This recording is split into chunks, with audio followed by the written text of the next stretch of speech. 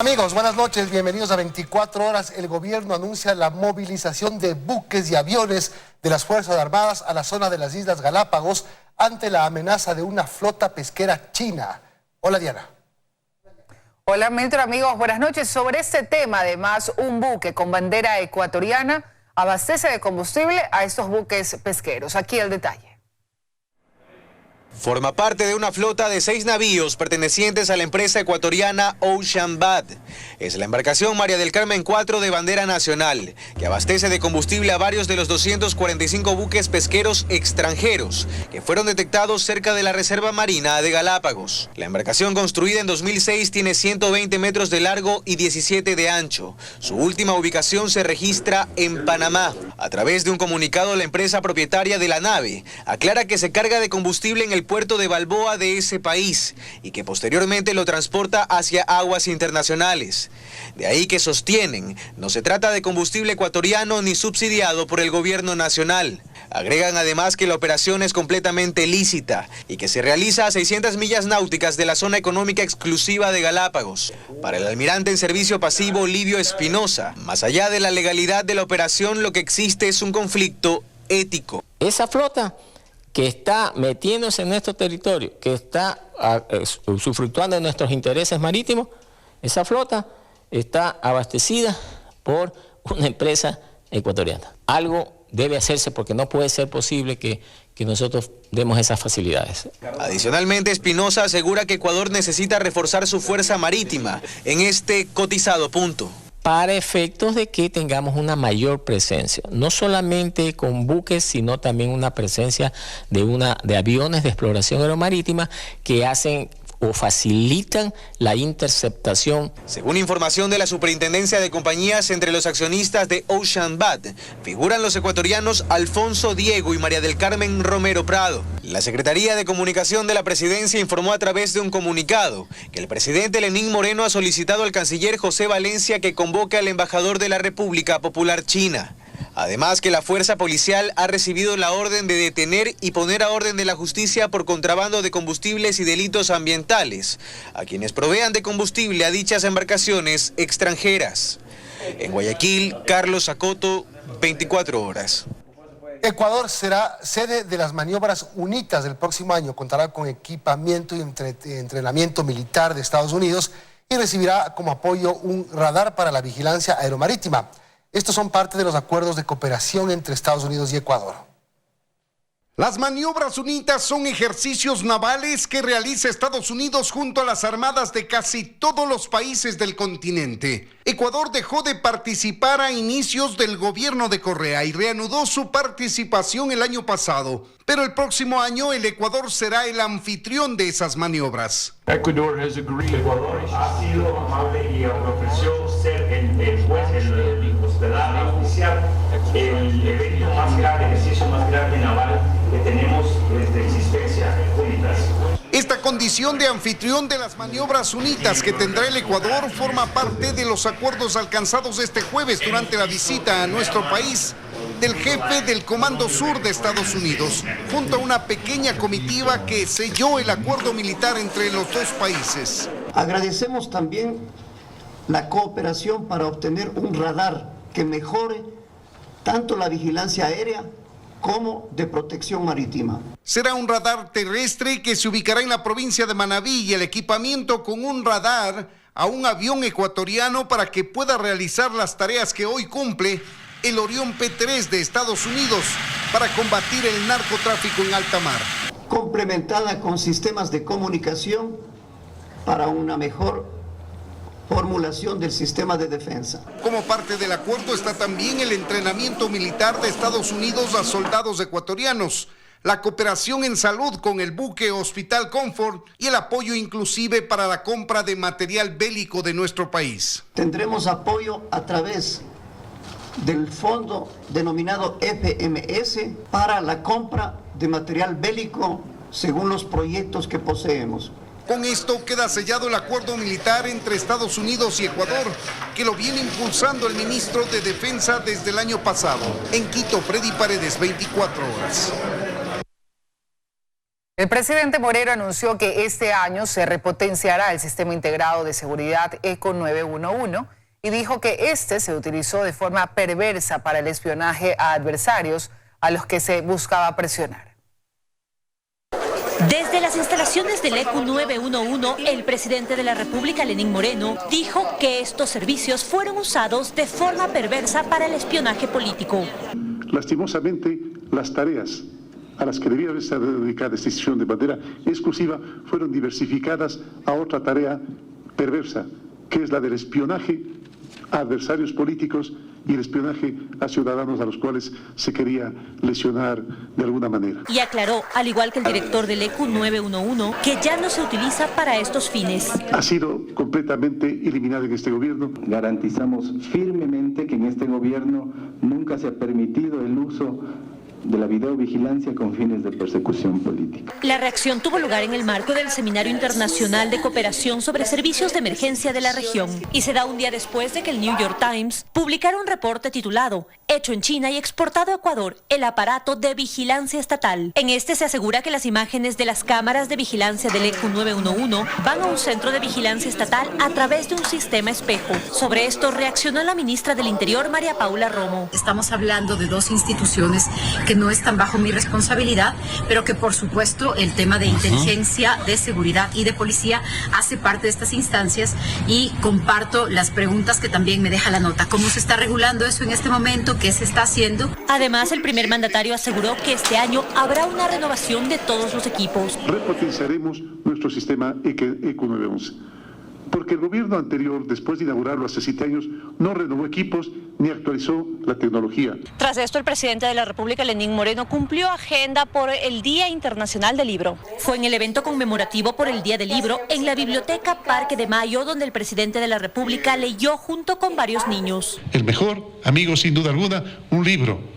Y mejor todavía, si es que ustedes de ese libro y de varios libros obtienen todo el conocimiento. Esto es parte de una campaña para que en Ecuador se motive la lectura. En Quito, María Gracia Costa, 24 horas. Los más de 26 viajes que realizó Ricardo Patiño cuando ya no era funcionario público despertaron las inquietudes sobre cómo se financian estos traslados y en general cuáles son las fuentes de ingreso de los exfuncionarios del gobierno anterior que están prófugos. El ex canciller Ricardo Patiño ha justificado su llamativo movimiento migratorio, diciendo que ha costeado los 26 viajes que en 22 meses ha realizado al extranjero. Con el sueldo de $4.959 que recibió hasta agosto del 2017, Patiño recibiría una pensión jubilar de $1.970 mensuales. Sin embargo, estaría pagando una hipoteca de más del 50% de este monto, por lo que su pensión jubilar se reduce a menos de la mitad. Según Ricardo Patiño, es la forma en la que ha vivido desde que dejó el gobierno y como vive ahora en México, ¿dónde estaría? Pedro Delgado es el prófugo del gobierno anterior que más años le ha tocado subsistir fuera del país. La pregunta de cómo ha vivido estos 7 años se intensifica más al recordar lo que ya sabemos. Compró una casa por $385,000 en Miami.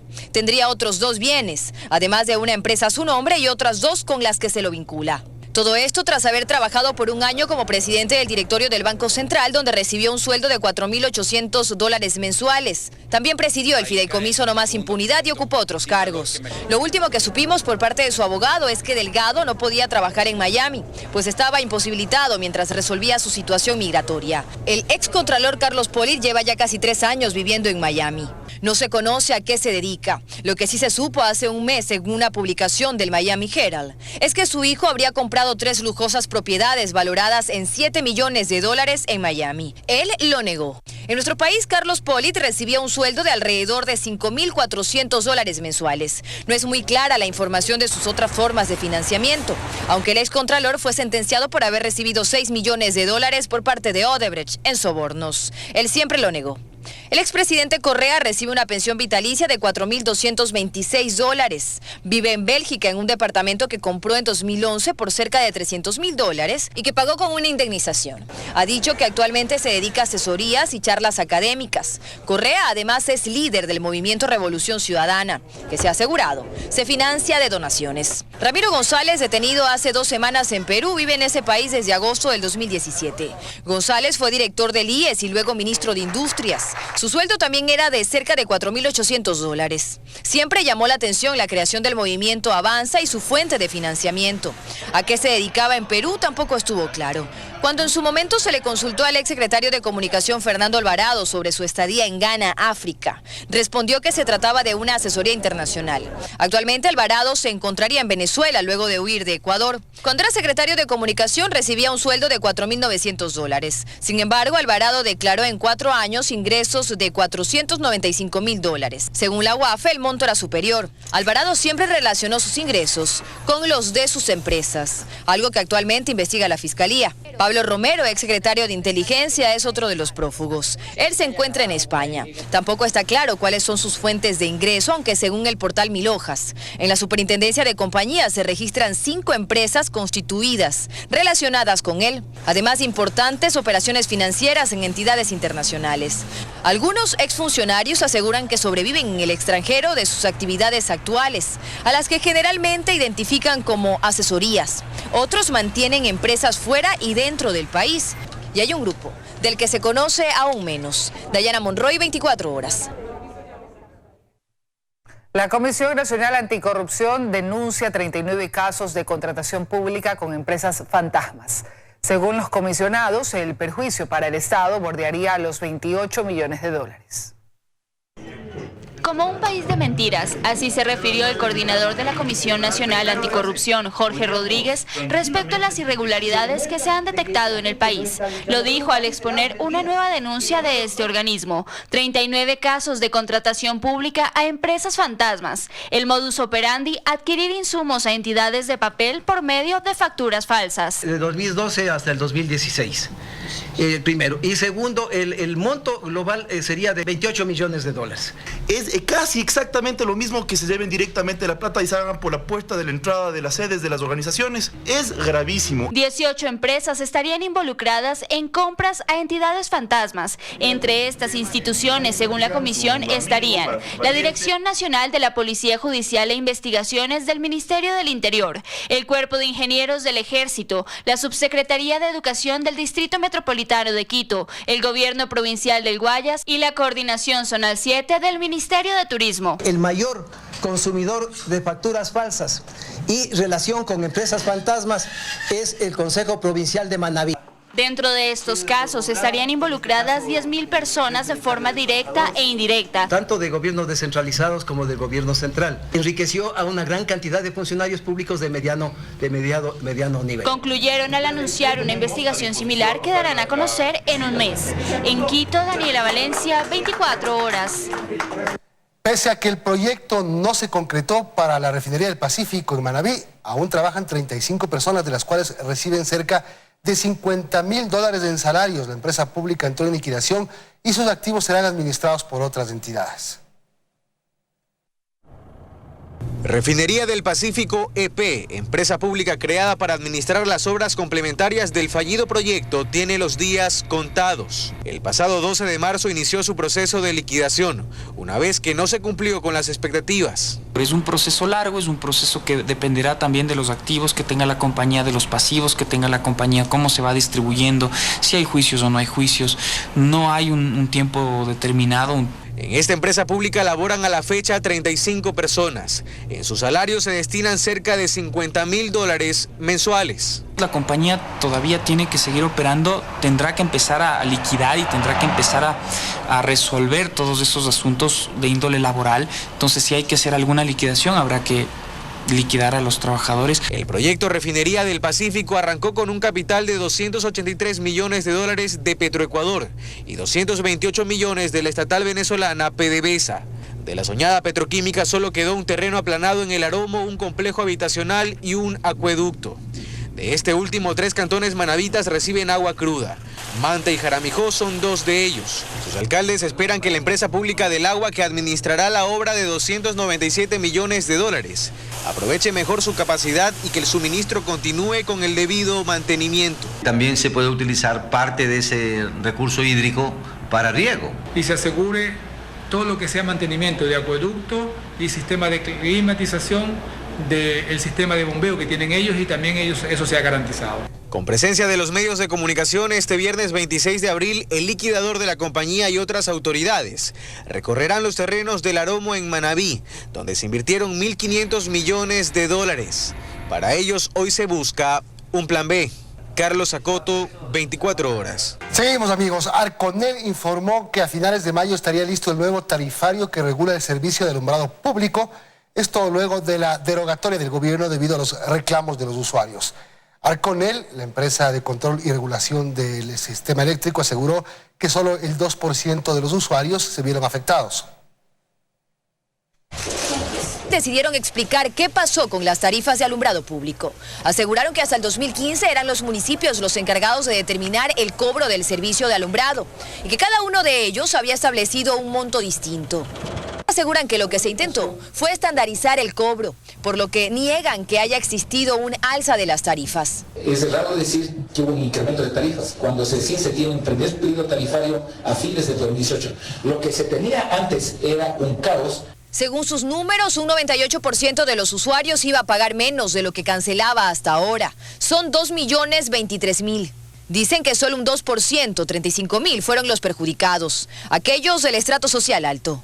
No es que nosotros el alumbrado público es el poste que tenemos o si nos ponen una luminaria al frente de la casa, es el uso que nosotros damos al alumbrado público. Cuando caminamos o cuando usamos una carretera o cuando pasamos un semáforo, es una tarifa que debe ser social, es una tarifa que va a los sectores deprimidos. Sin embargo, pese a que defienden el método de cálculo establecido, aceptarán la orden que les llegó desde el gobierno. Una vez que se determinen estas diferencias a este 2%, pues se puede hacer la devolución mediante notas de crédito, que en este caso ya no va a ser en mayo porque estamos a puertas de mayo, lo será en el mes de junio, en los casos que corresponda hacer esta devolución con notas de crédito. Aseguran que esta vez sí existirá una socialización del tema y le ponen fecha al nuevo tarifario.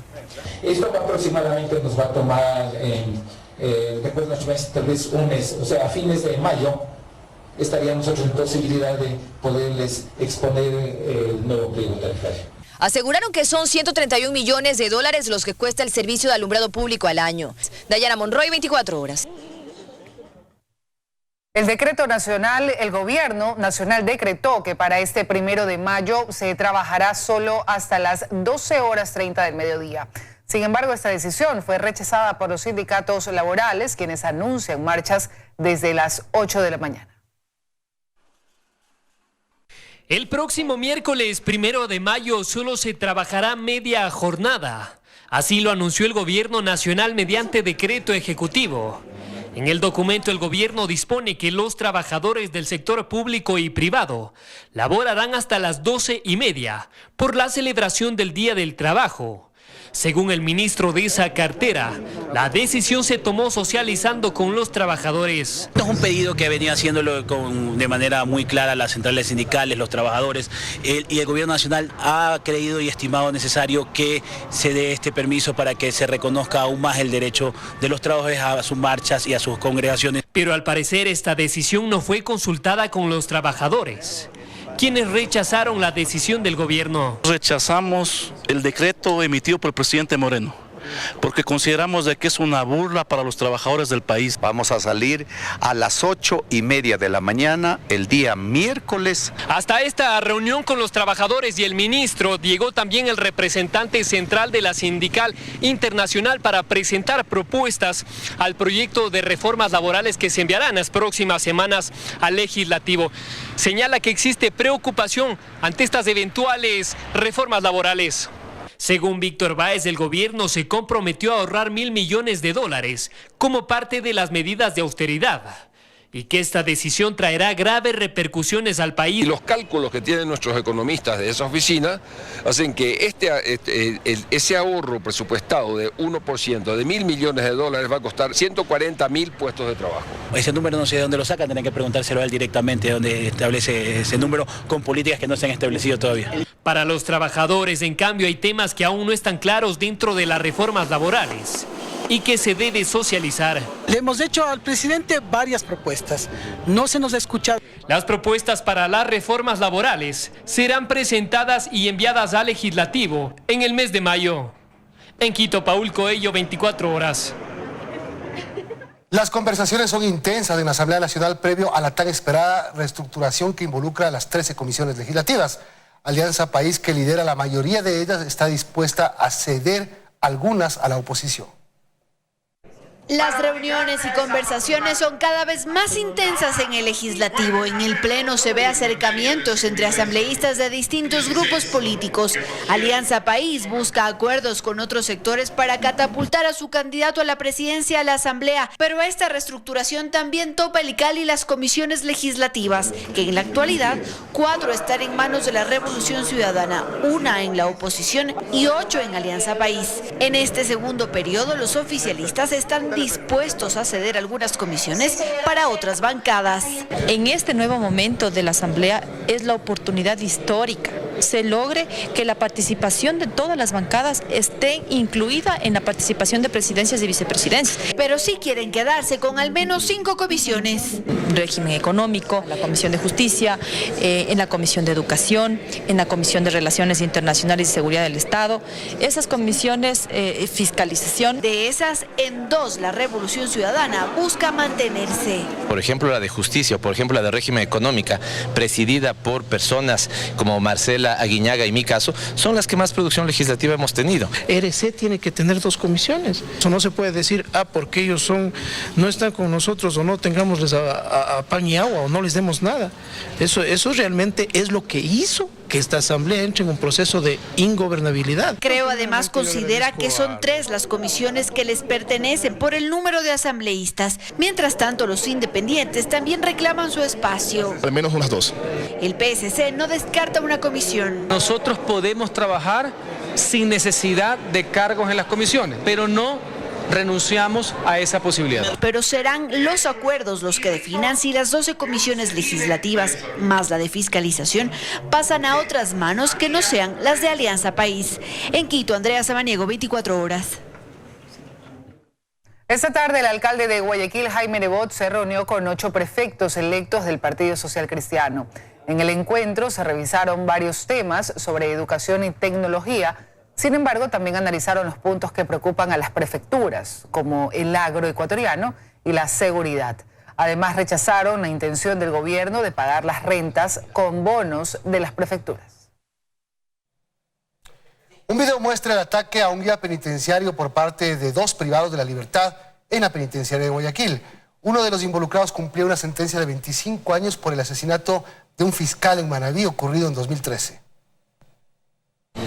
4 de la tarde de este miércoles en los patios del pabellón de mínima seguridad de la cárcel regional de Guayaquil. En el video se observa que un privado de libertad se aproxima a un grupo de internos donde estaba un guía penitenciario, al que ataca con un cuchillo por la espalda. El guía reacciona inmediatamente y ahora se enfrenta contra 2 internos. Felizmente la gente de seguridad penitenciaria tenía un chaleco y eso impidió que atentaran contra la vida de él. El parte policial describe la motivación de este hecho. No dejó ingresar a una cita conyugal de esta persona, inmediatamente se despoja de un cuchillo sacado de su cintura e intenta agredir o matar en sí al guía penitenciario. Uno de los atacantes que justamente aparece en el video es Juan Carlos Delgado, sentenciado a 25 años por el asesinato del fiscal Ramón Loor Pincay en 2013 en la provincia de Manabí. Lo mataron a mi señor padre por un asesinato que mi padre investigaba en la provincia de Manabí a la Universidad Estatal del Sur de Manabí. Esta mañana en la unidad de flagrancia se realizó la audiencia de formulación de cargos contra los 2 privados de libertad por el delito de tentativa de asesinato. Previsto y sancionado el artículo 140 en concordancia con el artículo 39. Pese a que la policía realiza operativos conjuntos de control y rutina dentro de este centro carcelario, aquí continúan ingresando armas blancas y armas de fuego. El cuchillo de cocina, no nos explicamos cómo es que llegó a poder de uno de estos PPLs que estaba sentenciado a 25 años. Catalina García, 24 horas. Seguimos, amigos, con más noticias. El periodo invernal ha azotado gravemente los cantones de Célica, Sozoranga y Puyango en la fronteriza provincia de Loja. Hasta el momento se evalúan los daños para brindar la ayuda necesaria a las familias afectadas por las lluvias y el desbordamiento de quebradas en el sector de este país. Las lluvias han provocado en el sur del país el bloqueo de vías por derrumbes y el incremento de caudales en los ríos y quebradas. La mañana de este martes, en el sector de Los Pinos del cantón lojano de Célica, colapsó una quebrada y ello ocasionó el daño de alcantarillas. El agua ingresó a varias viviendas de esta zona. Esto pues inmediatamente se activaron operativamente el Cuerpo de Bomberos, Policía Nacional, Fuerzas Armadas, el GAL municipal, a efecto de poder contribuir en las primeras acciones de respuesta ya en horas de la noche. La Secretaría de Gestión de Riesgos activó de inmediato el plan de contingencia para contribuir con las primeras acciones de respuesta. Actualmente se evalúan los daños para atender a las familias damnificadas. Fueron 4 viviendas que sufrieron la mayor afectación, 2 edificaciones públicas del Ministerio de Salud Pública y del Registro Civil también, que perdieron inclusive con daños materiales que afectan, en el caso del Registro Civil, afecta a su servicio que está suspendido en este momento. El COE cantonal está activado. La limpieza de escombros y flujos de agua en algunas vías de la provincia de Loja se realizan durante las 24 horas del día. El invierno continúa y las lluvias han afectado también a los cantones de Sosoranga y Puyango, declarados como zona de emergencia. Con cámaras de Jorge Cuadrado, María del Rocío Coronel, 24 horas.